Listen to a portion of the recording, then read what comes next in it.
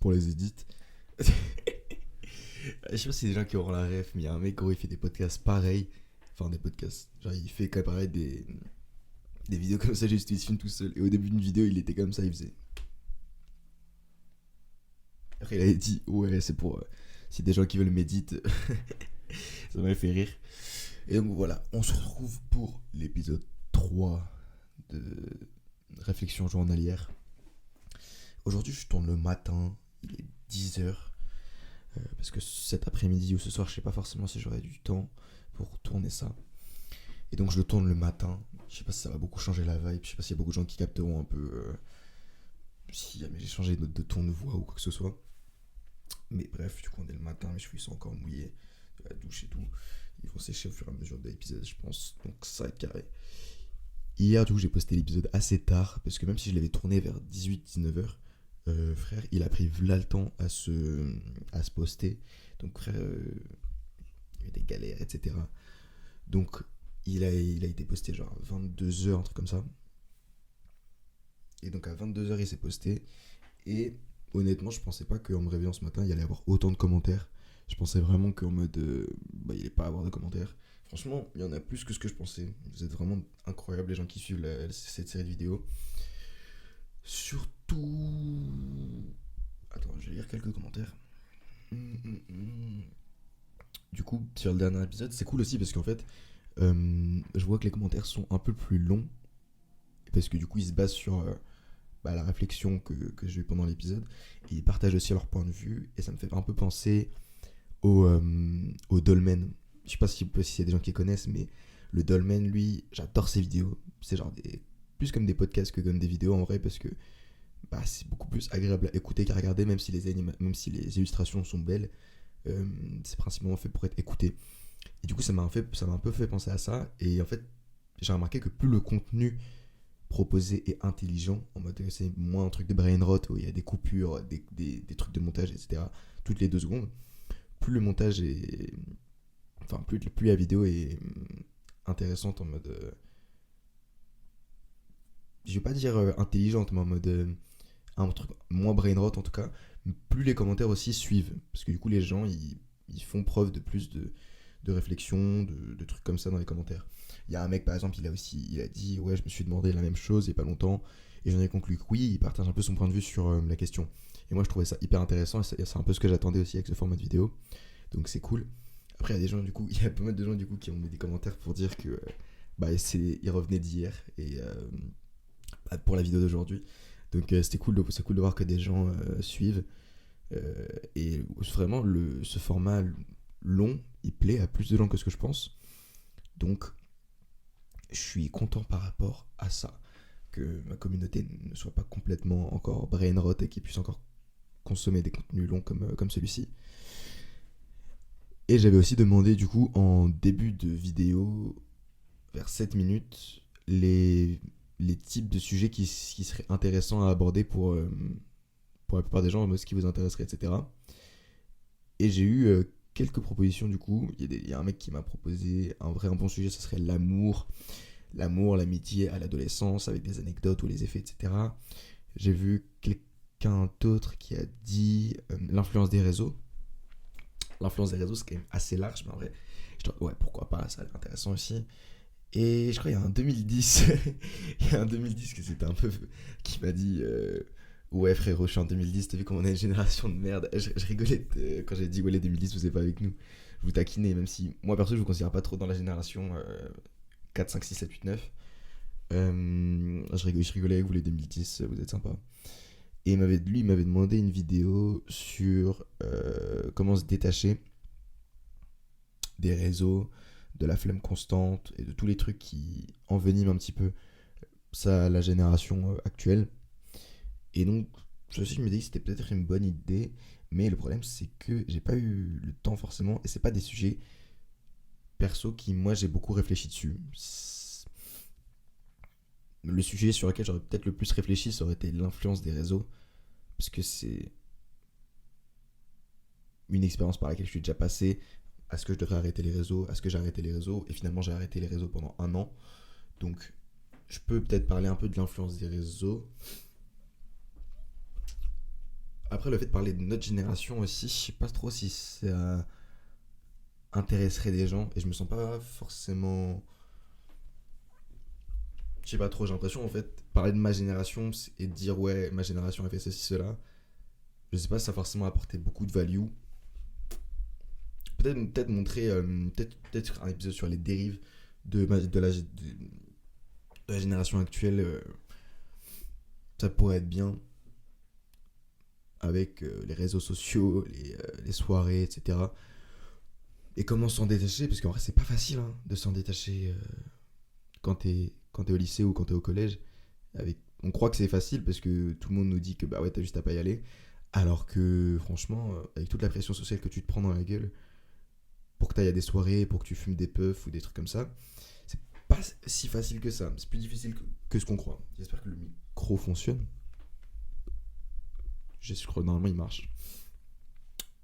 Ouais, c'est bon. Il marche, je pense. Et donc, ouais. J'ai pas mal de propositions. Et un commentaire sur les sujets de la société, de la difficulté de faire de l'argent et de vivre de celle-ci, ainsi que son évolution et le fait de devoir nous adapter. C'est vrai que ça pourrait être intéressant, ça aussi. Ça a l'air intéressant comme sujet, mais perso, c'est vrai que là, le truc qui me chauffe le plus, c'est quand même l'influence des réseaux sur notre génération actuelle, ou même sur les gens, globalement. Parce que c'est quand même un truc sur lequel j'ai un peu plus réfléchi, et sur lequel je me suis un peu plus introspecté aussi personnellement, et lequel j'ai un peu plus observé.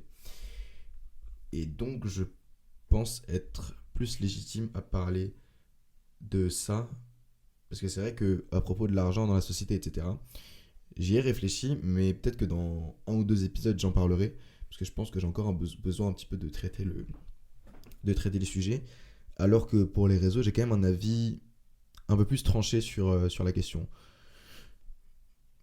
Et donc je pense que on va partir sur ça pour aujourd'hui. J'avais le choix entre soit ça, soit encore une fois la motivation. Mais ça après, je sais pas les gens ils s'attendent à quoi. Mais c'est vrai que ça a chauffé personne. Le fait de parler de motivation, de willpower, d'obsession et de progrès, etc. Ça n'a pas chauffé énormément de gens, alors qu'en vrai peut-être que c'est ce dont je devrais parler aujourd'hui. Est-ce que je ferais pas un dernier épisode pour parler de ce que je veux aujourd'hui et après j'essaierai de prendre un truc dans les commentaires. Je vais faire ça. Si jamais t'es un mec qui vient de l'épisode précédent et que tu es revenu aujourd'hui, mets le timecode maintenant. Comme ça, je vois un peu les gens qui reviennent et les gens qui restent connectés pour tous les épisodes. Et c'est super cool de voir. Par exemple, là, j'ai vu qu'il y a genre 2-3 personnes qui sont revenues pour l'épisode précédent, celui d'avant. Bah, c'était super français, ça, t'as vu, c'est cool. Mais j'ai plein de gens qui sont revenus pour l'épisode d'avant. Et donc, mets le timecode que je t'ai dit avant pour voir si jamais tu suis. Et si jamais c'est le cas, bah merci frérot, ça fait plaisir. Et je pense qu'on est parti pour l'épisode. Et du coup, ça va être le dernier épisode, je pense, où je vais parler d'un truc. Non, en fait, non, ça va, je vais faire un peu ce que je veux, mais ça va être encore un épisode où je vais parler de ce que je veux. Et pour le prochain épisode, j'essaierai de prendre un sujet qui a été proposé dans les commentaires par quelqu'un pour quand même un peu écouter ma communauté et parler de ce dont ils ont envie de parler de temps en temps. Parce que quand même, c'est pour moi, mais aussi un peu pour toi que je fais la vidéo, donc autant que ce soit un sujet qui t'intéresse. Mais donc aujourd'hui, le truc dont j'avais un peu plus envie de parler, c'était le progrès et le meilleur chemin pour progresser. Le truc, c'est que de nos jours, et surtout dans le dev perso, tout le monde cherche la recette magique ou le truc magique qui te fera progresser. Tout le monde dit que ouais, ça va être la discipline, d'autres personnes disent que ouais, il faut juste être motivé, d'autres personnes disent que il faut que ça nous plaise ce qu'on fait et qu'après ça viendra tout seul. Il y a plein de gens qui débattent un petit peu et tout le monde défend un petit peu son point de vue en disant oui, non, c'est la discipline le mieux, non, c'est la motivation le mieux, non, le mieux c'est tout en fait, c'est un peu tout et n'importe quoi. Et à force de répéter des mots comme motivation, grind, winter arc, j'ai l'impression que les termes ils ont un peu perdu de leur sens. Et donc j'ai décidé aujourd'hui dans cet épisode-là un peu de les redéfinir, ou en tout cas de les redéfinir selon moi, pour que les gens qui soient sur le Macomu et tout soient sur la même base et le même sens de chaque mot. Et si jamais t'es pas d'accord avec la définition que je vais te donner, frérot, il n'y a pas de souci, tu mets en commentaire pour dire ouais, bah moi je suis pas d'accord, la définition de la motivation, selon moi c'est ça, etc. Ça va pas être des définitions super précises des termes, mais dans l'idée globale, je vais essayer de te les définir. Pour moi, la motivation, c'est une sorte de spike, vraiment c'est un pic de, de joie, ou en tout cas de plaisir à faire une activité. C'est-à-dire que, pour moi, la motivation, ce qui la caractérise, c'est le fait qu'elle soit éphémère. La motivation, ça peut durer un jour, 2 jours, 3 jours, une semaine, si jamais t'es chaud. Quand tu te lances dans un nouveau projet, t'es super motivé à l'idée de lancer ce nouveau projet, mais c'est vrai que la motivation, elle va doucement s'estomper. Parce que c'est pas quelque chose de tangible, je sais pas du tout si c'est le bon terme, mais c'est pas du coup quelque chose de certain. La motivation, c'est une émotion, c'est pas quelque chose dont tu peux te reposer si jamais tu veux progresser sur le long terme, je pense. Et c'est cool d'en avoir de temps en temps, mais selon moi, c'est pas quelque chose sur lequel tu es censé te reposer. Et donc, c'est cool de ouf, mais les gens qui disent que il faut être tout le temps motivé pour progresser, selon moi, c'est faux. C'est cool d'avoir de la motivation, et c'est cool d'être motivé, mais il faut pas se mentir, il y a forcément des jours où tu seras pas motivé. Et les jours où tu seras pas motivé, qu'est-ce que tu fais dans ce cas-là? Est-ce que tu vas pas t'entraîner du coup? Est-ce que tu vas pas travailler du coup? Non. Et c'est la raison pour laquelle je pense que tu peux pas du coup te baser 100% sur la motivation. C'est des pics de allez, on y va, et après ça redescend. Donc selon moi, c'est pas du tout un truc sur lequel tu pourrais te baser pour progresser. Et au contraire de ça, un autre truc qui revient souvent du coup, c'est la discipline. Et la discipline, c'est un petit peu l'inverse de la motivation. C'est le fait de se dire, peu importe ce qui arrive, peu importe comment je me sens, peu importe ce que je pense, il faut que je fasse ce que j'ai à faire. Donc, le matin, j'ai pas envie de me lever, c'est pas grave, je me lève tôt. Le matin, j'ai pas envie de prendre ma douche froide, je m'en fous, je me douche. Bref, tout ce que t'as pas forcément envie de faire, tu le fais. C'est la phrase de Hamza, je crois que je l'ai dit dans d'autres vidéos sur ma chaîne principale, mais c'est la phrase, c'est la catchphrase de Hamza à chaque fin de vidéo. C'est do the hard work, especially when you don't feel like it. Et donc ça veut dire fais le travail, travail, surtout quand on n'a pas envie. Et la notion de surtout quand on n'a pas envie, c'est pour dire en fait vraiment que être discipliné, c'est faire ce que t'aimes pas faire et de le faire quand même. Ça, c'est de la discipline. C'est ne pas avoir envie de s'entraîner et quand même le faire, ne pas avoir envie de sortir courir et quand même le faire, etc., etc. Et ce qui est cool avec ça quand même, c'est que ça te garantit en quelque sorte de progresser. Parce que si jamais tu fais toutes les actions qui vont dans le bon sens pour avancer vers ton objectif, et que tu le fais régulièrement, que tu en aies envie ou pas, c'est super cool. Parce que du coup, cette fois-ci, ta progression et les choses que tu vas faire, elles vont pas se baser sur des choses variables comme ta motivation ou tes émotions ou des trucs comme ça, mais uniquement sur toi et sur ta discipline. Et du coup, de la discipline, si t'en as, c'est banger. Et pour moi, je pense que c'est une compétence que tout le monde devrait avoir si jamais ils veulent progresser vers leurs objectifs. C'est extrêmement important selon moi parce que, surtout dans notre société où les dérives elles sont de partout, les réseaux sociaux ça fait des ravages, la junk food c'est hyper accessible, même le tabac, les puffs, la drogue et tout ça c'est extrêmement accessible. Et je pense que de nos jours, du coup, la discipline ou le willpower, le willpower, pour moi, la différence entre le willpower et la discipline, ce serait que le willpower, ce serait plus la capacité à résister à quelque chose. Donc, là où la discipline, c'est plus quelque chose d'actif, de faire.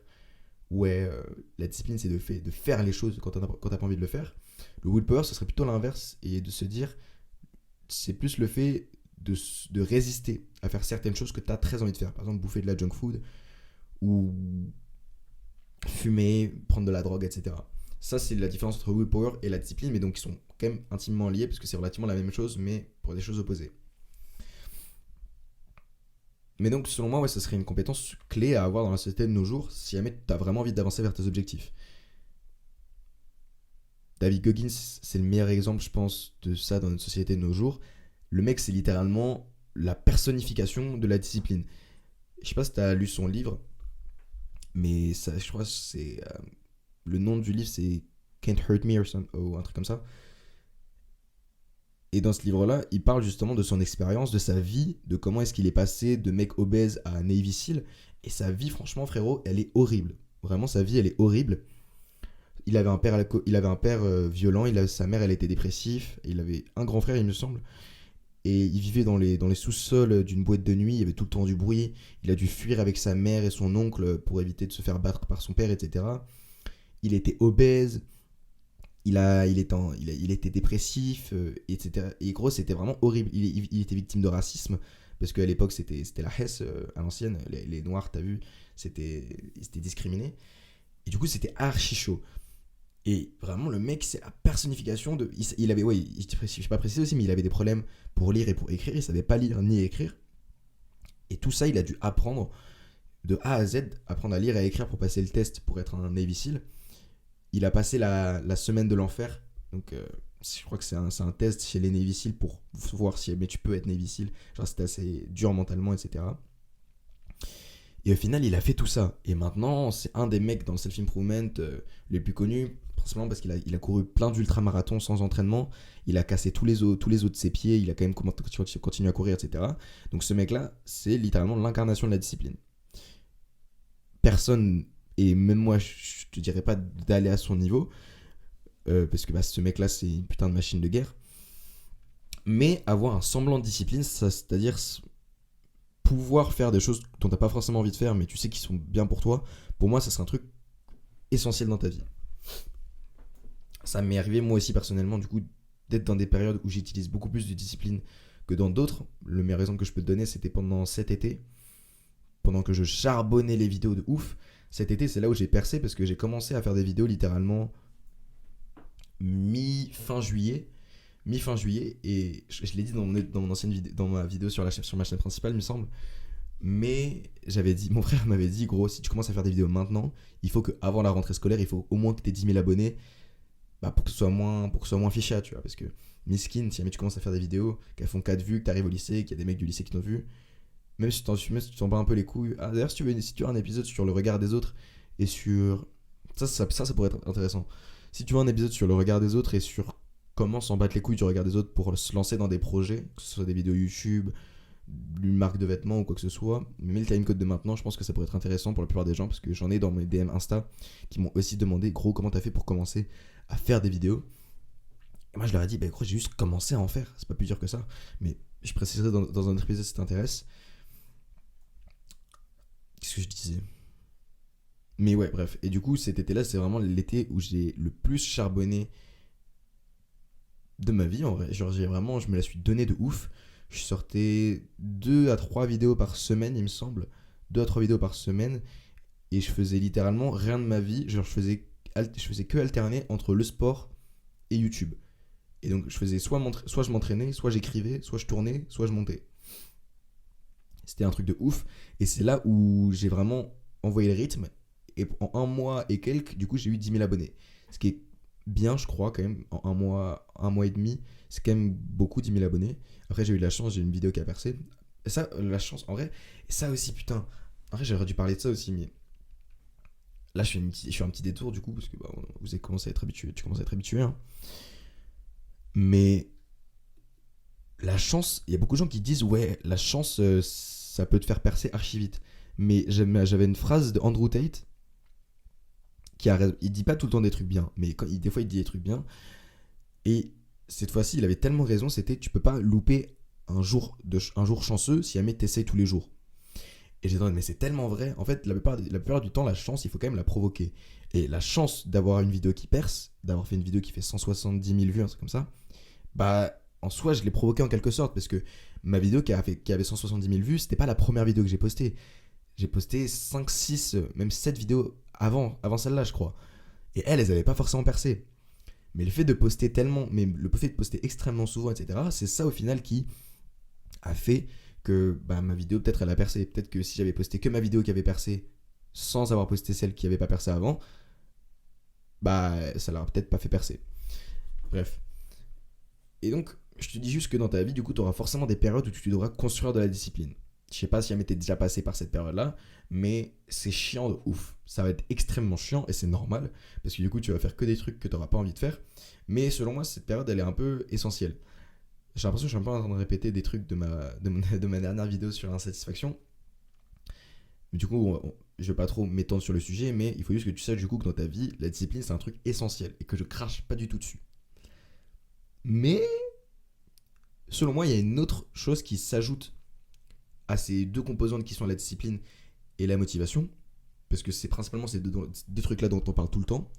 Et le dernier truc que j'ai rajouté, dont personne ne... ou en tout cas j'ai vu très peu de gens en parler, c'est l'obsession. L'obsession, c'est pas forcément de la motivation, et c'est pas forcément de la discipline. Je dirais que la motivation, enfin je dirais que l'obsession, ça combine la productivité de la discipline avec le fait d'enjoy l'activité que tu fais comme de la motivation. Par là, ce que je veux dire, c'est que la motivation, en fait, l'obsession, c'est le fait d'être vraiment obsédé par une activité ou par un but, genre un goal que tu as. Et le fait d'être obsédé par cette activité ou cette chose ou cet objectif que tu chases, bah ça va te faire bosser de ouf. Mais pas bosser forcément de la même façon que quand tu as besoin de discipline. Parce que les moments où tu as besoin de discipline, en fait, tu bosses, mais des fois, tu n'as pas forcément envie de bosser. Et comme je l'ai dit, c'est important parce que il faut quand même savoir faire des choses même si tu n'as pas envie de les faire, etc. Mais avec l'obsession, c'est pas le cas. Quand tu es obsédé par quelque chose, t'as pas besoin de discipline pour le faire en fait. Parce que tu es tellement matrixé par cet objectif ou tu es tellement matrixé par cette activité que ton cerveau, tout ton corps sont au service de cet objectif ou de cette activité.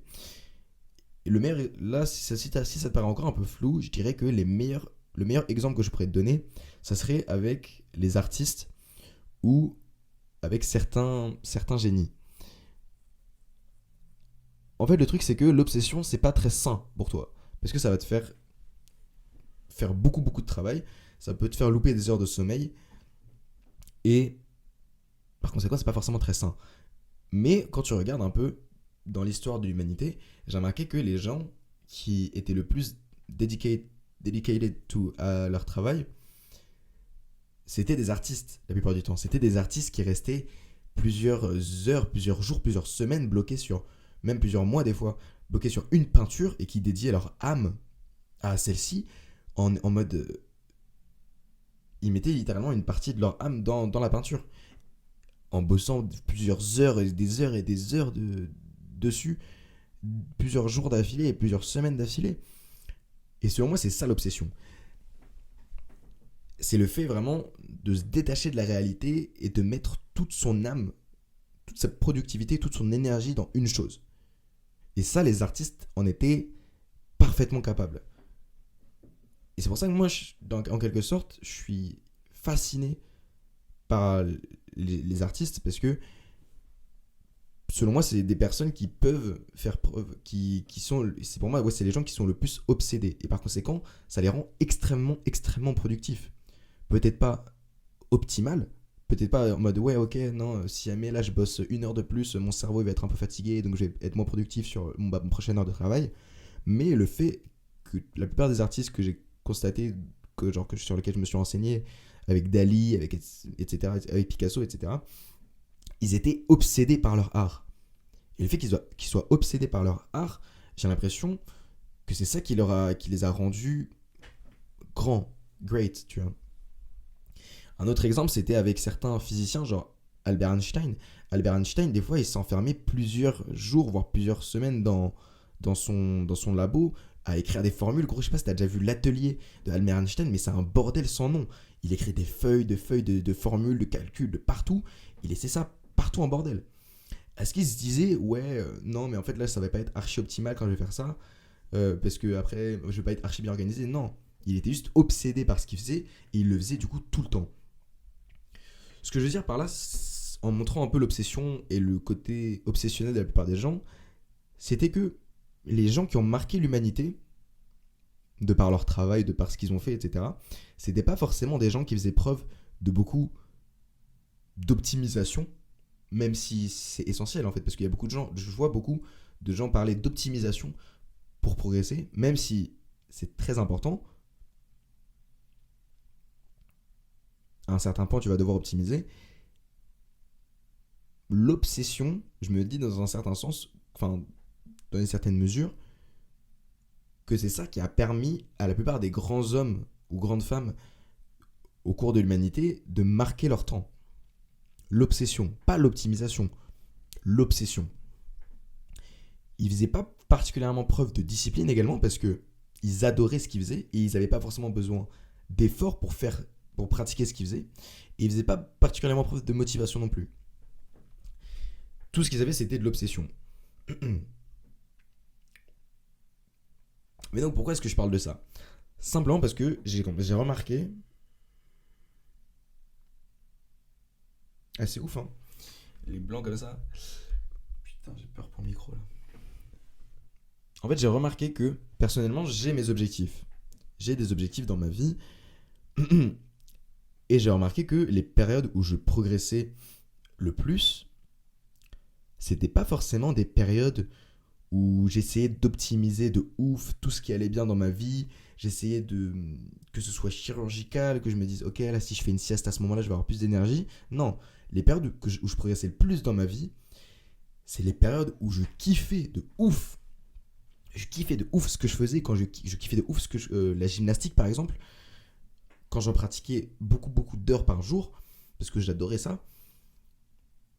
Et bah c'est là où je progressais le plus. C'était pas forcément les moments où j'optimisais le plus. Et j'ai l'impression qu'il y a beaucoup de gens maintenant qui ont peur de trop faire. Je sais pas pourquoi, peut-être avec une traîne des réseaux ou quoi. Ils ont peur de trop faire.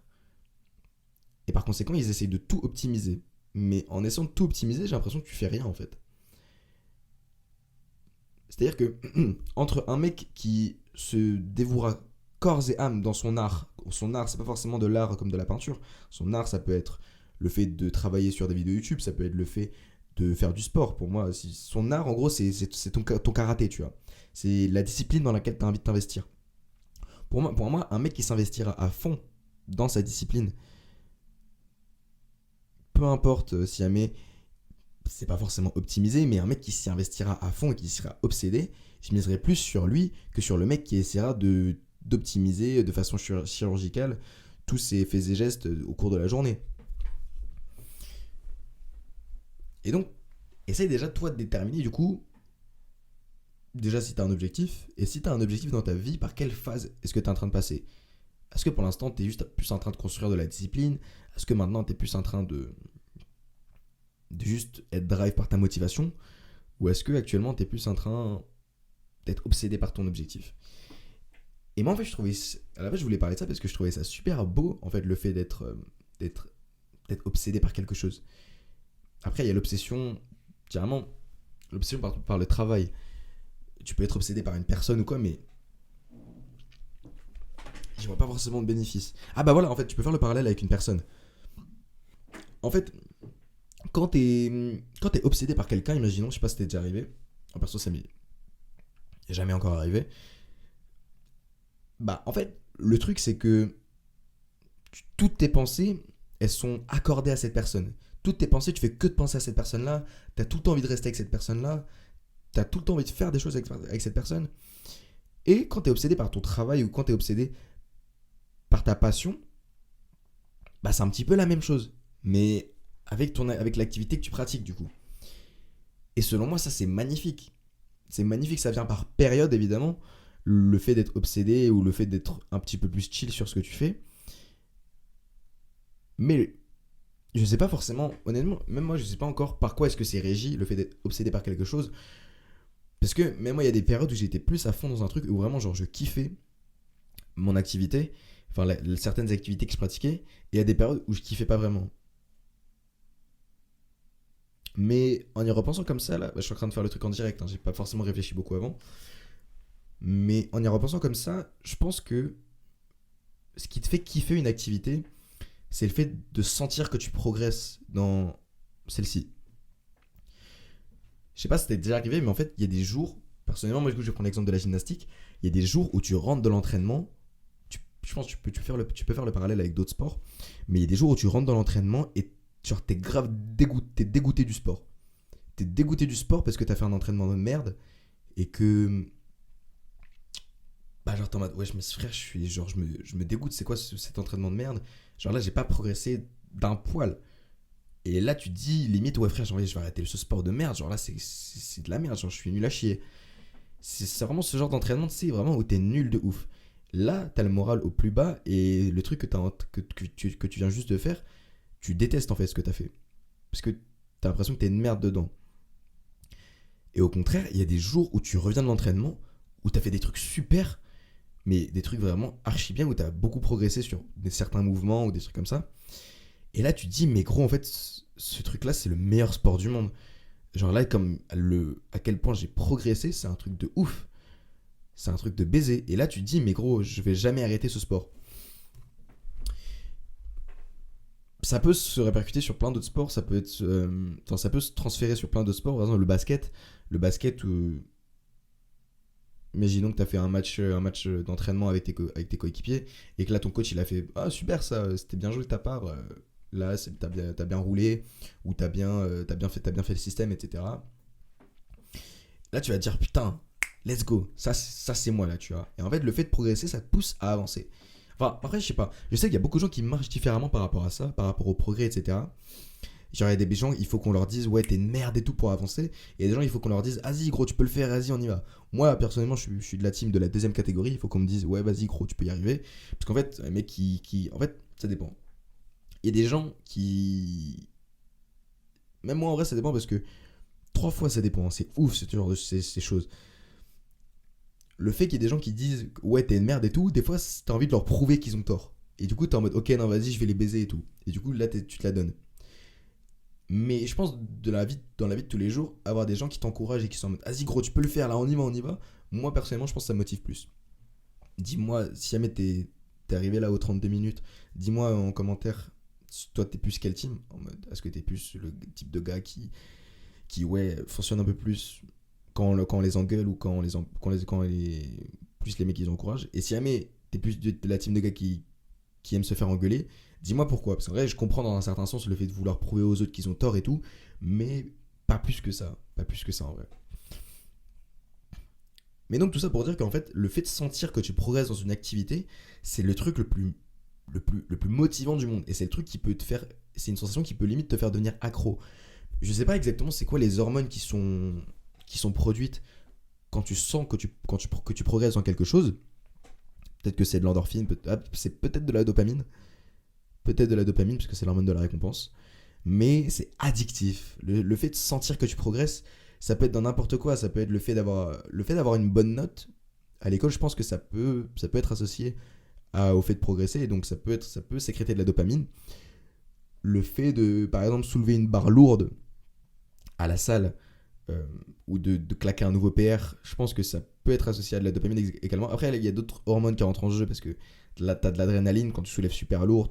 Quand t'es un mec, t'as un pic de testostérone également quand tu soulèves lourd et tout. Tu boostes aussi ton cortisol, etc. Donc, c'est un peu un cocktail d'hormones. Mais tu sécrètes aussi de la dopamine du coup. Et je pense que du coup, le progrès de façon globale, c'est quelque chose qui peut te rendre accro et qui peut te rendre accro à une activité. Mais ça, du coup, c'est dans la condition où tu progresses au quotidien, en fait. Parce que du coup, les jours où tu progresses pas, bah, tu vas te dire, bah, enfin, je suis une sous-merde, j'ai envie d'arrêter le truc que je viens de faire. Et un autre truc que j'ai remarqué par rapport. Et du coup, je pense que ça, c'est une des méthodes qui peut te rendre obsessionnel avec quelque chose, le fait de sentir que tu progresses. Le fait de sentir que tu progresses, c'est une des meilleures sensations du monde.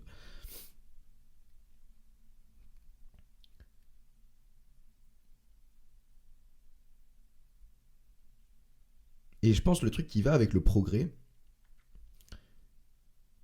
c'est. En fait, non, le truc que j'ai remarqué plutôt quand je progressais et que je sentais que j'avançais pas à pas. Parce qu'en plus, ça dépend des objectifs que tu as. Mais si tu as un gros objectif sportif comme devenir sportif professionnel, le fait de sentir que tu progresses vers ton objectif, ça te fait limite un peu oublier tous les autres trucs annexes dans ta vie. Ça c'est un truc à débattre, mais je pense que, là je dérive un petit peu du coup, mais en vrai tant mieux, là il me reste un peu de temps, peut-être que ça va faire un peu plus que 40 minutes cet épisode. Je pense que dans la vie d'un mec, tu peux pas être heureux, profondément heureux, si jamais la partie travail de ta vie ne va pas bien. Ça paraît un peu... les gens se diront peut-être, ouais, ça paraît logique, mais non, en fait, genre, vraiment, dis-toi que je pense que pour un mec, si jamais son travail ne va pas bien, c'est-à-dire pas forcément travail en mode t'es un fonctionnaire, t'es comptable ou quoi, mais ton travail, c'est-à-dire la chose dans laquelle t'as envie de progresser, si jamais cette partie-là de ta vie ne va pas bien, je pense que c'est pas possible pour un mec d'être profondément heureux. Parce qu'en fait, j'ai l'impression que la plupart des mecs, ils carburent au travail. Ils carburent au travail et ils trouvent la plupart de leur énergie dans leur travail. Et c'est pour ça que quand leur travail va bien, leur vie va bien. Et quand leur travail va mal, leur vie va mal généralement. Enfin, je généralise beaucoup, tu me diras si t'es d'accord en commentaire, mais moi c'est mon point de vue. Personnellement, par exemple, les moments où j'ai été le plus heureux dans ma vie, c'est les moments où je progressais vers mon objectif. C'était pas les moments où j'étais le plus épanoui socialement, où je voyais le plus de meufs, où je voyais le plus de potes. Non, les moments où j'étais le plus heureux dans ma vie, c'est le moment où je sentais que je progressais vers un objectif. Ça va faire beaucoup de call to action, mais dis-moi aussi, selon si t'as un mec ou une meuf, et dis-moi à quel moment de ta vie tu te sentais le plus heureux. Est-ce que tu te sentais le plus heureux quand tu étais épanoui socialement, quand tu étais avec des gens, quand tu étais avec ta famille, etc. Ou est-ce que tu te sentais le plus heureux quand tu étais en train de grind et de sentir que tu progressais vers ton objectif? Et je pense que via cette donnée, tu peux un petit peu déterminer si tu es plus masculin ou féminin. Là, c'est le terme de masculinité et de féminité, il sera beaucoup débattu. Peut-être que je ferai un épisode complet sur ce sujet-là, parce que c'est quand même un truc qu'il faut pas mal détailler, pas mal disséquer et pas mal nuancé. Mais personnellement, je suis d'accord avec le fait qu'il y ait une énergie féminine et masculine. Et je pense qu'une des caractéristiques de l'énergie masculine, c'est qu'elle trouve son bonheur dans le travail et dans le fait de progresser vers son travail.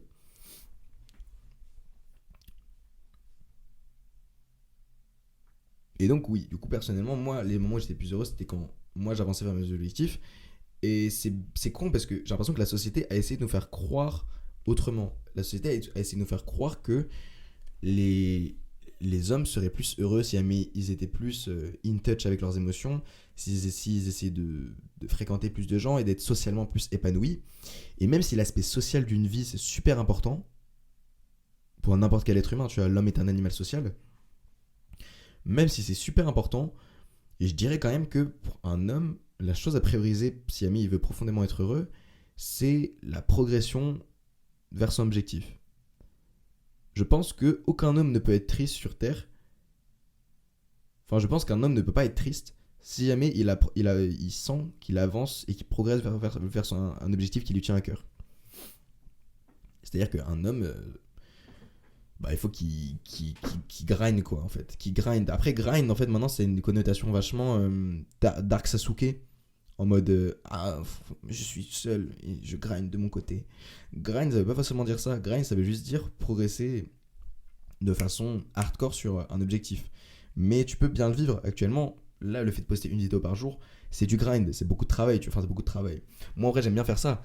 Mais c'est pas désagréable. Après, peut-être que moi, justement, j'ai dépassé cette phase de, le monk mode ou le fait de grind, c'est forcément désagréable.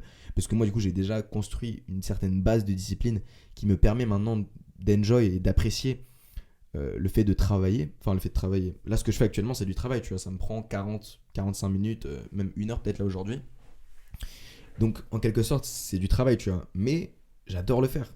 J'adore partager mon avis. J'adore voir l'avis des gens après en commentaire. J'aime bien faire ça. Ou même, avant, peut-être que c'était super chiant pour moi d'aller m'entraîner, mais maintenant, j'adore. Parce que ça me procure plein d'émotions positives après. Putain, là, j'ai progressé. Là, j'ai fait ceci, là, j'ai fait cela. Et donc, grind, faut juste que tu te sortes de la tête que c'est forcément désagréable. Peut-être quand tu vas commencer, tu dois passer par une phase où ça sera désagréable. Mais moi, là, actuellement, je suis dans une phase de grind. Et c'est une des raisons pour lesquelles, du coup, je poste une vidéo par jour sur cette chaîne secondaire. Je ferai une vidéo complète sur ma chaîne principale, sur la phase de grind dans laquelle je suis actuellement. Je m'entraîne 2 fois par jour, je tourne une vidéo par jour, j'essaye de scripter et je vais essayer de poster le plus de vidéos par jour, plus de vidéos par semaine sur ma chaîne principale. Ça, c'est une phase. Je suis dans une phase où je travaille beaucoup. Mais puisque c'est uniquement des choses qui me tiennent à cœur et dont j'ai envie de faire et que j'apprécie, moi, ça me dérange pas. Moi, ça me dérange pas du tout. Peut-être que bien sûr, dans la phase qui arrive, il va y avoir des jours où j'aurai pas envie de me filmer comme ça, etc. Mais c'est quelque chose que j'apprécie beaucoup plus faire. Et en fait, je trouve que j'en parlerai plus dans la vidéo sur ma chaîne principale du Monk Mode où je débunk un petit peu tout. Mais là, du coup, tu l'as en avant-première, tant mieux pour toi. C'est que j'aimerais retirer cet aspect négatif et cet aspect isolement social du grind ou du Winter Arc. Je sais que c'est une énergie cool à se mettre dedans parce que tu te dis putain ok là je suis en train de progresser et tu te sens plus progresser quand t'es seul et où tu te dis ok là je suis un baka, mais j'ai l'impression qu'apporter cette énergie positive, cet aspect un peu plus social, pas forcément social en mode voir beaucoup de gens, mais cet aspect de communauté avec des gens, c'est quelque chose de grave cool. Et moi actuellement tu vois je suis en période de grind et c'est pas pour autant que je suis en semi-dépression, enfermé chez moi, en train de m'entraîner avec mon hoodie, mon casque et ma cagoule. Genre, je kiffe ma vie. Et j'ai l'impression que le terme grind, il va beaucoup en opposition avec le fait d'être heureux. Et c'est ce que j'ai remarqué, tu me diras si t'es d'accord. Mais moi, c'est un constat, c'est un constat que j'ai fait. Et personnellement, j'aimerais bien, grâce à ma chaîne et grâce aux vidéos de développement personnel que je fais, casser un peu cette idée de dire, bah justement, cette idée un peu de David Goggins en mode ouais, ta vie doit être continuellement désagréable. Je pense pas. Tu peux la rendre agréable et quand même progresser. Pour moi, l'obsession, c'est le meilleur exemple. L'obsession, tu rends ta vie d'un point de vue extérieur désagréable parce que tu te dis mais attends mais il fait que de bosser, c'est un ouf, en mode oh il fait que de s'entraîner ou oh il fait que de faire ça, et les gens se disent mais ça doit être horrible. Bah non, toi tu t'adores faire ça, donc c'est pas un problème.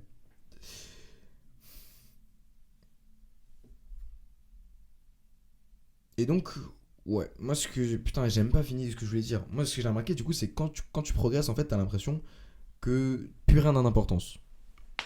Et il est archi bordélique cet épisode, hein, je suis désolé mais de toute façon je m'améliorerai au fur et à mesure du temps. Mais en fait, ouais, du coup, ce que je voulais dire, c'était que le fait de sentir que tu progresses, j'ai l'impression que ça fait tout disparaître, genre que plus rien n'a d'importance après. Je sais pas actuellement, toi, t'as quoi comme objectif? C'est un gros objectif ou quoi? Ah, d'ailleurs, dis-moi si tu veux un épisode sur. En vrai, gros, j'ai tellement d'idées. En vrai, j'ai tellement d'idées d'épisodes, mais faudrait que j'y réfléchisse à chacun des sujets pour quand même pas trop dire de la merde et quand même faire un épisode un peu plus construit que là, parce que là, vas-y, je crois que ça doit être un peu le bordel. Tu me diras en commentaire. Mais ouais, un épisode sur comment trouver son purpose, en mode son objectif de vie. Alors, je vais pas, attention, avec un épisode, je vais pas non plus te dire comment trouver un objectif de vie, mais le fait de trouver un objectif dans sa vie, le fait de connaître un petit peu ce que tu veux faire dans l'avenir, enfin de savoir ce que tu veux faire dans le futur, etc. J'ai remarqué que c'était une question qui revenait extrêmement souvent, surtout chez les jeunes, parce que c'est dur de savoir ce qu'on veut faire quand on sera plus vieux, quand bah, on est adolescent. Et donc peut-être que ça serait intéressant de faire un épisode dessus. Je sais pas, tu me diras. Mais donc ouais, ce que j'ai remarqué du coup c'était quand tu progresses, j'ai l'impression que le monde il disparaît autour de toi et que tout ce qui est intéressant c'est ta progression. Genre par exemple, les meufs, honnêtement, moi, quand je progressais en gymnastique et que je sentais que je progressais en gymnastique, les meufs, comment je m'en battais les couilles. Mais genre, hardcore, hein. Pourtant, à la base, je suis un gros chien de la casse. Je rigole. En vrai, pas à ce point-là, mais genre, tu vois, à la base, les meufs, moi, je suis preneur. Mais quand je progressais en gymnastique et que je sentais que je progressais, j'ai l'impression qu'il y avait que ça qui comptait dans ma vie. Le fait d'avancer en gymnastique et le fait de progresser en gymnastique. Et du coup, j'étais en mode, ok, mais en fait, c'est cool parce que du coup, grâce à ça, j'ai un indicateur. J'ai un indicateur et je me dis, plus j'ai besoin de sources. Ah, c'est un peu comme ce que je disais hier avec la nostalgie. Mais plus j'ai besoin de sources extérieures de validation ou de bonheur, plus ça veut dire que dans ma vie à moi, ça va pas. Et encore une fois, pense-y maintenant. À ce que- essaye de savoir si là, actuellement, dans les choses qui te tiennent à cœur, je vais dire dans ton travail, mais dis-toi que ton travail, c'est les activités que tu pratiques et dont tu as envie de progresser dedans. Donc ça peut être les études, ça peut être un projet annexe qui te tient à cœur, ça peut être le sport, si jamais tu as envie de devenir athlète. N'importe quel projet auquel tu penses actuellement, dis-toi, est-ce que ça va actuellement dans ce projet? Et tu verras que selon ta réponse, les autres aspects de ta vie, ça influencera sur les autres aspects de ta vie. Parce que j'ai remarqué que moins ça va dans mon travail et dans les activités dont j'ai envie de progresser, plus j'ai besoin de sources extérieures de validation, de reconnaissance ou de bonheur. Du coup, le meilleur exemple, c'est avec les meufs. Et j'ai remarqué que plus ça allait en gymnastique, c'est-à-dire que plus je sentais que je progressais en gymnastique et plus je faisais des trucs bien en gym, moins j'avais besoin d'aller voir des meufs dans la vie courante, au lycée, etc. Et moins ça allait bien en gymnastique, plus je faisais de la merde et plus je sentais que je progressais pas, plus j'avais besoin de reconnaissance sociale, que ce soit avec des amis, avec des meufs, etc., etc. Et donc c'est cool d'en avoir conscience. Et je sais pas si tu en avais forcément pris conscience, mais si grâce à ça tu en as pris conscience, tant mieux.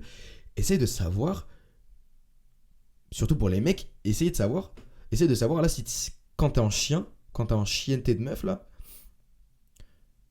est-ce que dans ta vie professionnelle, on n'a pas de vie professionnelle parce qu'on n'est pas des adultes, mais est-ce que là dans ta vie, dans l'activité dans laquelle tu as envie de grind, ça peut être YouTube, ça peut être les réseaux, ça peut être quoi que ce soit, ça va bien. Et généralement, si t'es en chienneté de meuf, la réponse, ça sera non.